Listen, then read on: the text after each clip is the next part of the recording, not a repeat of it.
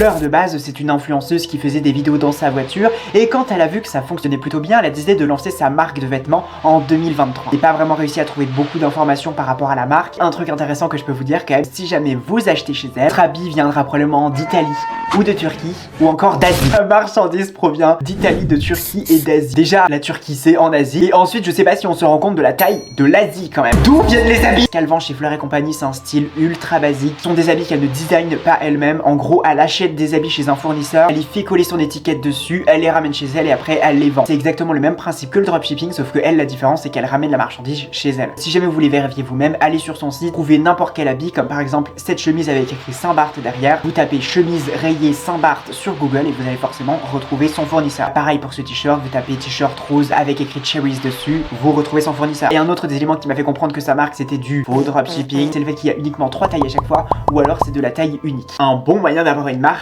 super inclusive en tout cas. Évidemment il n'y a pas de problème à ça, il y a énormément de gens qui le font, il y a énormément de grandes enseignes qui le font aussi. Mais est-ce que la planète Terre a vraiment besoin d'une nouvelle marque d'influenceuse où il y a zéro créativité derrière, zéro DA et une composition des vêtements qui est absolument...